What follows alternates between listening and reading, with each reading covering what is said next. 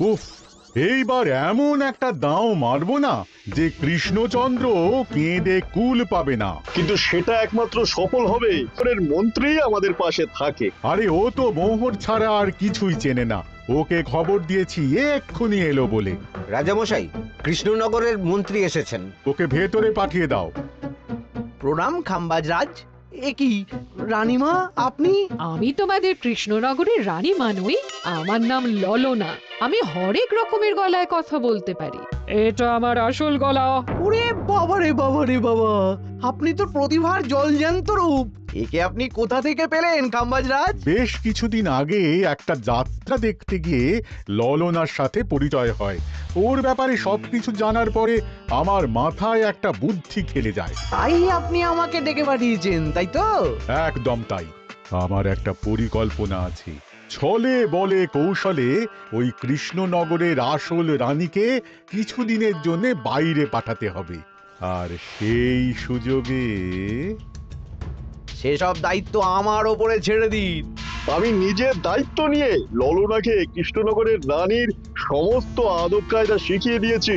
এখন শুধু আমি বাকি ব্যাপার নিয়ন্ত্রণ করব।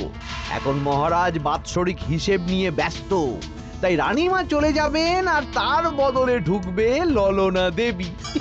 তাহলে আর দেরি কেন? আজ রাতেই বেরিয়ে পড়ো।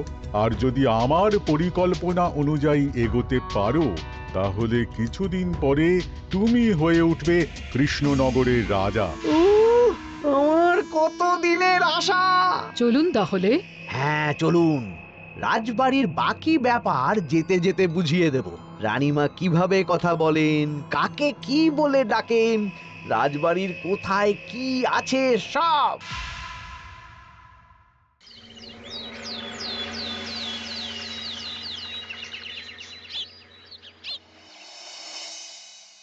কি গো গিন্নি, জ্বরটা নেমেছে?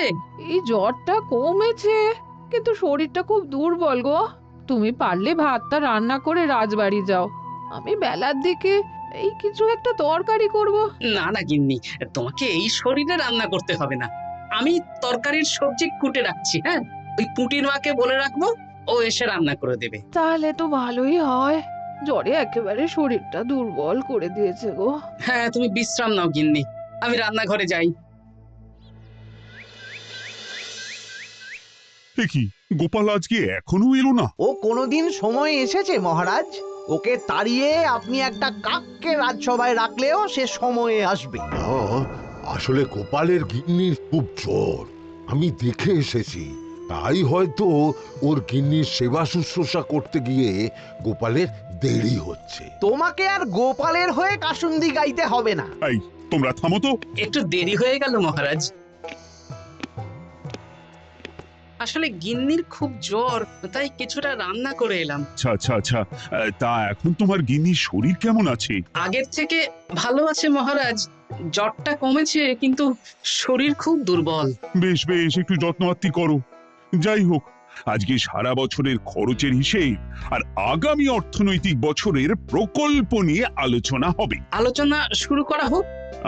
বিগত অর্থনৈতিক বছরে বিভিন্ন খাতে মোট খরচ হয়েছে 15,700 মোহর, আর বিভিন্ন কর বাবদ উপার্জন হয়েছে 22,000 মোহর। তাহলে তো মহারাজ ভালোই লাভ হয়েছে। এবার আমাদের দিকে একটু নয়ন মেলে তাকালেই হয়। সেসব তো দেখবই, কিন্তু তার আগে আমি মন্ত্রীর সাথে বিগত বছরের সব খরচ নিয়ে হিসেবে বসবো। হ্যাঁ, বেশিরভাগ দায়িত্ব তো মন্ত্রীমশাইয়ের কাঁধেই থাকে, তাই উনি কোনো হিসেবে জল দিয়েছেন কিনা সেটাও পরখ করে নেওয়া যাবে। এত কাজের চাপ যাচ্ছে কদিন, শান্তিতে ঘুমোতেও পারছি না। মন্ত্রী, তুমি আজ বিকেলে রাজবাড়িতে চলে এসো। বিগত অর্থনৈতিক বছরের হিসেবগুলো একবার দুজনে বসে মিলিয়ে নেব। আচ্ছা মহারাজ, যা করার তাড়াতাড়ি করে নিতে হবে। এখন দেরি করলেই এই বছরের প্রকল্পগুলো শুরু করতে দেরি হয়ে যাবে। মহারাজের জয় হোক। বলো প্রহরী, তুমি কি কিছু বলবে? মহারাজ, একজন কালো চাদর মুড়ি দেওয়ার লোক এলেন আর আমার হাতে এই চিঠিটা ধরিয়ে দিয়ে চলে গেলেন। এই গরমে চাদর মুড়ি? অদ্ভুত লোকটা। কি রে বাবা? সর্বনাশ! কি হলো? তোমাদের রানীমার জ্যাঠামশাই খুব অসুস্থ, তাই পরিবারের সবার সাথে দেখা করতে চান। ও মা গো, আজ সভা এখানেই শেষ। এইবার শুরু হবে আসল খেলা। কি বলছেন মহারাজ? হ্যাঁ রানী, আমাকে এক্ষুনি জ্যাঠামশাইয়ের কাছে যাওয়ার বন্দোবস্ত করে দিন মহারাজ। কিন্তু রানী, তোমার জ্যাঠামশাইয়ের বাড়ি কৃষ্ণনগর থেকে ঘোড়ার গাড়িতে গেলেও তো 1.5 দিন সময় লেগে যাবে। এদিকে আমার এত কাজের চাপ। আপনি বরং কয়েকদিন পরে আসুন, আমাকে এক্ষুনি যেতে হবে মহারাজ। বেশ বেশ, আমি তোমার যাওয়ার ব্যবস্থা করছি। সাবধানে যেও রানী, আমি 2-3 দিনের মধ্যেই আসছি।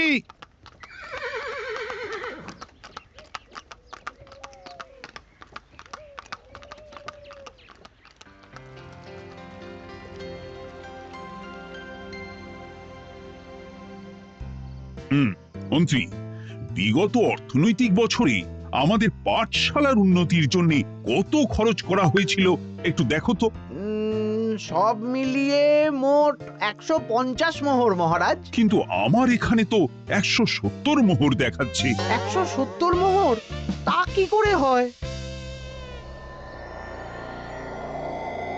একই রানীমা, আপনি ঘোড়ার গাড়ি করে গেলেন আর হেঁটে চলে এলেন। সে আমার ব্যক্তিগত ব্যাপার, তুমি তোমার কাজ করো।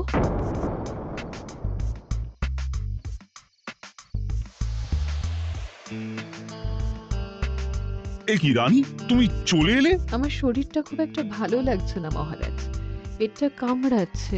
তাই সহিসকে বললাম ঘোড়ার গাড়ি নিয়ে জ্যাঠামশাইকে দেখে আসতে, আর আমি বাড়ি চলে এলাম। ও, সহিস এসে খবর দেবে, তারপর আমি আর আপনি দুজনে একসাথে যাব। বেশ বেশ, ঠিক আছে রানী, তুমি বিশ্রাম নাও। বিশ্রাম না, আমি একটু স্নান ঘরে যাব। পেটটা কেমন মোচড় দিচ্ছে। মহারাজ কিছুই বুঝতে পারেনি, মজা জমবে।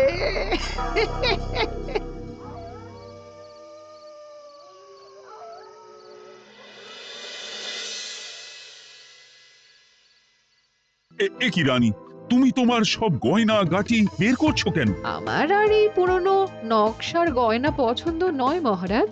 ভাবছি কালকে সকালবেলা এই গয়নাগুলো শ্যাকরাকে দিয়ে শহুরে নকশায় নতুন গয়না বানাবো। কিন্তু এগুলো তো তোমার সবই পছন্দের গয়না। কিন্তু মহারাজ, আমি ভেবে দেখলাম এই গয়নাগুলো সবই বড্ড ভারী গয়না।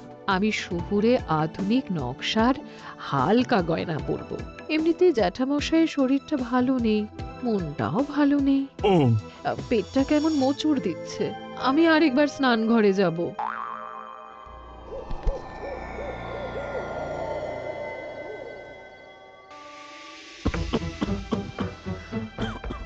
ওই তো মন্ত্রী মশাই এসেছে।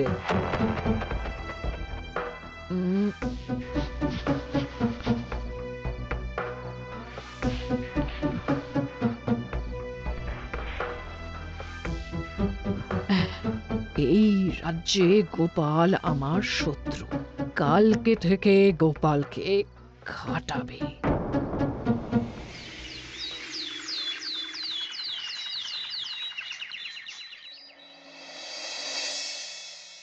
হায় হায় হায়, কি হলো রানী, কি হলো? গতকাল রাতে আমার সমস্ত গয়না চুরি হয়ে গেছে। হ্যাঁ? বলো কি? প্রহরী, বলুন মহারাজ। গতকাল রাতে রানীর সব গয়না চুরি হয়ে গেছে। তুমি আরেকজনকে নিয়ে এক্ষুনি খোঁজ করা শুরু করো। যথাজ্ঞা মহারাজ।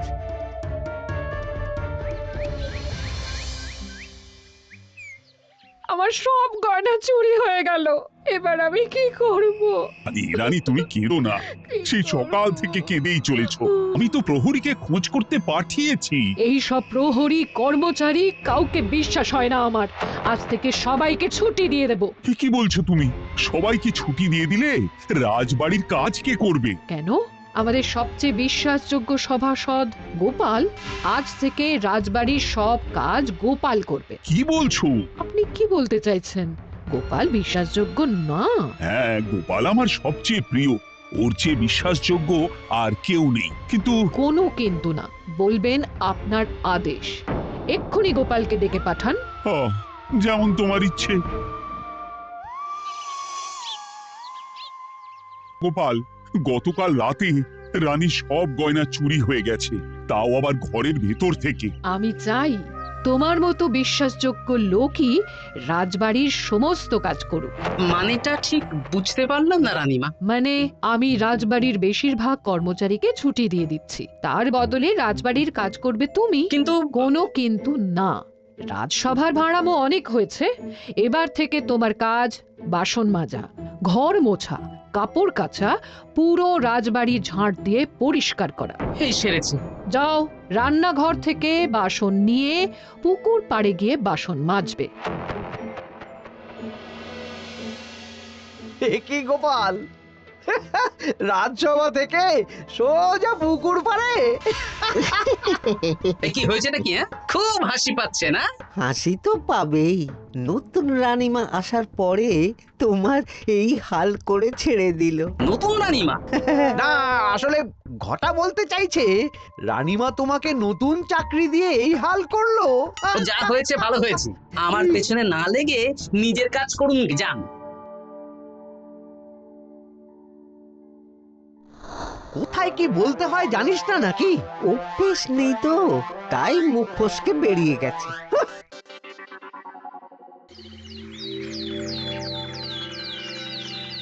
রাজ্যে চোরের উপদ্রব বেড়ে গেছে, তাই আমরা কিভাবে চোরের উপদ্রব কমানো যায় সেই নিয়ে আজকে একটা আলোচনা করব। কিন্তু মহারাজ, রাজসভায় এখনো তো সবাই আসেনি।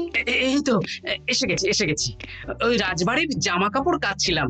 এ কি, গোপাল এখন রাজবাড়ির জামা কাপড় কাচে?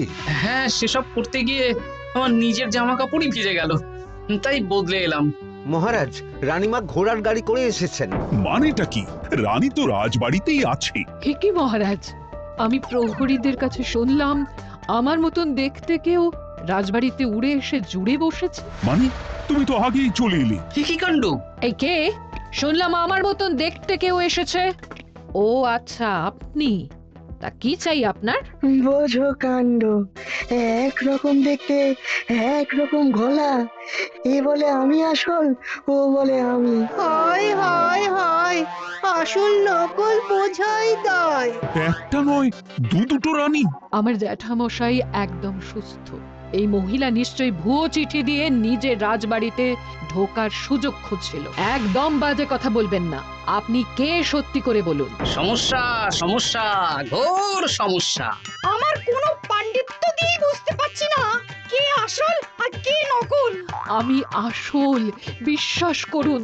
আমি তো এই মাত্র এলাম। না, আপনি নকল, আমি আসল। কিভাবে বুঝবো? আমি বলবো মহারাজ, এই যে এই রানী আসল। হ্যাঁ, কিন্তু মন্ত্রীমশাই, আপনি কি করে বুঝলেন? না মানে এই রানীমা তোমার উপরে এত ভরসা করে রাজবাড়ির কাজ করাচ্ছেন, কাউকে বিশ্বাস করেননি, একমাত্র তোমাকে বিশ্বাস করেছেন। এত ভালোবাসা, এত বিশ্বাস কার থাকতে পারে বলো?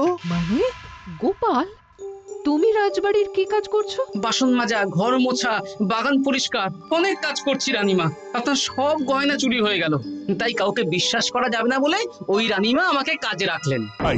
এই ওই বন্ধ করে একটা উপায় বের করো। বেশ বেশ, আমি ধরে নিচ্ছি দুজনেই আসল। তাই আপনাদের দুজনকে আমি পরীক্ষা নেব, দেখব কে উত্তীর্ণ হন। তাই নাও। আপনারা দুজনেই তো সেনাপতিকে চেনেন, বলুন তো সেনাপতির আসল নাম কি? সনাতন সেন। আচ্ছা, আপনাদের বাপের বাড়ি কোথায়? বিজয়গড়। দূর গড়গড় করে সবই বলে দিচ্ছি, এভাবে হবে না, অন্য কোনো উপায় ভাবো। বেশ, সেনাপতি তলোয়ার দাও তো। দিচ্ছি। এই নিন, এই তলোয়ার দিয়ে মহারাজকে মেরে ফেলুন। আপনাদের মধ্যে কে মারতে চান বলুন। এসব তুমি কি বলছো গোপাল? মহারাজ আমার পতি পরমেশ্বর, ওনাকে আমি মারতে পারি? আমি স্বপ্নেও ভাবতে পারিনি গোপাল তুমি এই জঘন্য কাজ আমাকে করতে বলবে। আমি নিজের প্রাণের আহুতি দিতে পারি, কিন্তু মহারাজের গায়ে একটা আঁচড়ও দিতে পারবো না। উফ, খাম্বাজরাজ বেছে বেছে এক ধুরন্ধর নারীকে পাঠিয়েছেন, কোনো জবাব নেই। আমি বুঝতে পারছি না মহারাজ, এনাদের হাবভাব, কথাবার্তা, রূপ সবই একরকম। তবে যিনি ঘোড়ার গাড়ি চেপে এখন ফিরলেন, তিনি আসল হলেও হতে পারেন। আমি আসল, বিশ্বাস করুন। বললেই হলো? আসল হলে প্রমাণ করুন। বেশ, আজকে আর মাথায় কিছু আসছে না, আমি কাল আসবো। ততক্ষণ আপনারা দুজনে রাজবাড়ির দুটো ঘরে থাকুন। কি ছক মারিতে পড়লাম রে বাবা।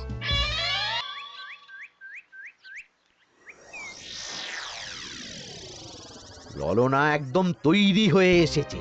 দারুণ মজা হচ্ছে বলুন। এবার শুধু একবার আসল রানীকে সরিয়ে ললনা যদি রানী হয়ে যায়, তাহলে রানীর গয়নার মতন সব আমার হাতে চলে আসবে। তারপর কি হবে? তারপর ধীরে ধীরে মহারাজকেও কায়দা করে সরিয়ে দেব, আর খাম্বাজ রাজ আর আমি এই দুজনে মিলে এই রাজ্য চালাবো। ও কি বুদ্ধি আপনার মাথায়।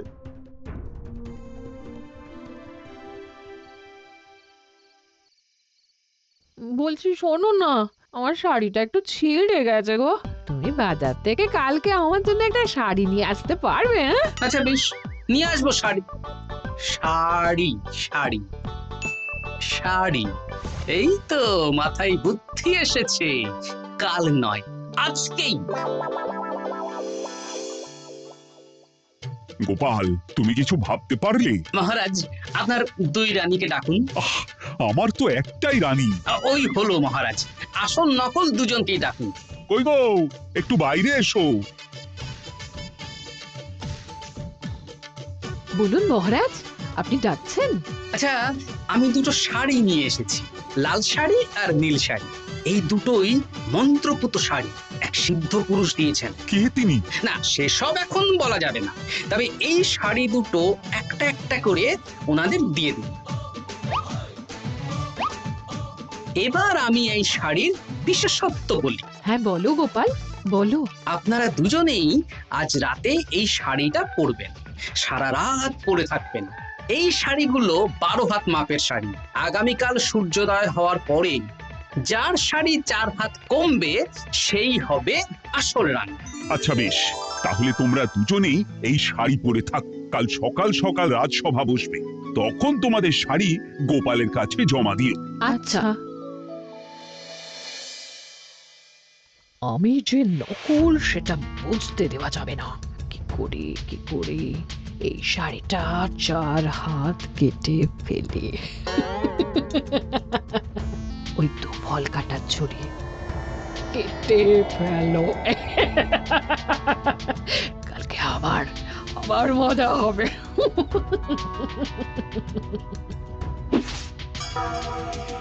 হে ঠাকুর, রক্ষা করো ঠাকুর, আমার শাড়িটা যেন 4 হাত কমে যায়। ঠাকুর রক্ষা করো।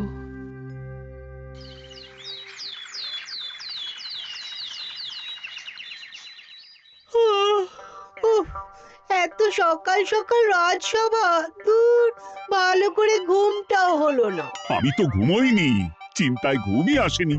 কই গো, তোমরা এসো। এই নিন আমার শাড়ি, এবার মেপে দেখুন, এটা 4 হাত কমে গেছে। এই দেখুন মহারাজ, বিশ্বাস করুন আমি আসল, কিন্তু এই শাড়িটা সারা রাত পরে থাকা সত্ত্বেও 4 হাত তো দূর, 4 আঙুলও কমেনি। লাল শাড়িটাই ছোট মনে হচ্ছে। তাহলে তুমি আসল? উফ, বাবা, বাঁচা গেল। আয়, কে আছো? এই নকল রানীকে কারাগারে বন্দি করো। দাঁড়ান মহারাজ, বন্দি করতে হলে যার শাড়ি 4 হাত কমে গেছে তাকে বন্দি করুন। কেন? আমার শাড়ি তো 4 হাত কমে গেছে। শর্ত অনুযায়ী যে আসল তার শাড়ি তো 4 হাত কমবে না। আপনি ধরা পড়ে গেছেন নতুন রানীমা। এগুলো কোনো মন্ত্রপুত শাড়ি নয়, এগুলো আমার পরিকল্পনার প্যাচ। আপনি নিশ্চয়ই নিজেকে আসল প্রমাণ করার জন্য শাড়িটা কেটেছেন। না মানে, না না না। তাহলে কমলো কি করে? না মানে, হয়ে গেল। সত্যি গোপাল, তোমার বুদ্ধির জবাব নেই। গোপাল, তুমি আমাকে বাঁচালে। এই যে নতুন রানীমা, চুপ করে কেন? ওকে আমি কারাগারে গিয়ে বেত মারছি, তাহলেই সব বলবে। বল, কে তুই বল? আসলে মানে আমার নাম ললনা। আমি যাত্রাপালা করি, অনেক রকম গলায় কথা বলতে পারি। কদিন আগে খাম্বাজ রাজ আর এই মন্ত্রী মশাই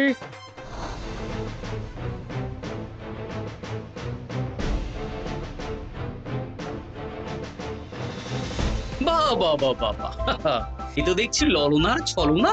তার মানে রানীমার গয়না ওগুলো তো সব মন্ত্রীকে দিয়েছি, জানলা দিয়ে কাপড়ে পেঁচিয়ে নামিয়ে দিয়েছি। মন্ত্রী, তোমাকে আমি শুলে চড়াবো। ভুল হয়ে গেছে মহারাজ, আমাকে ক্ষমা করুন।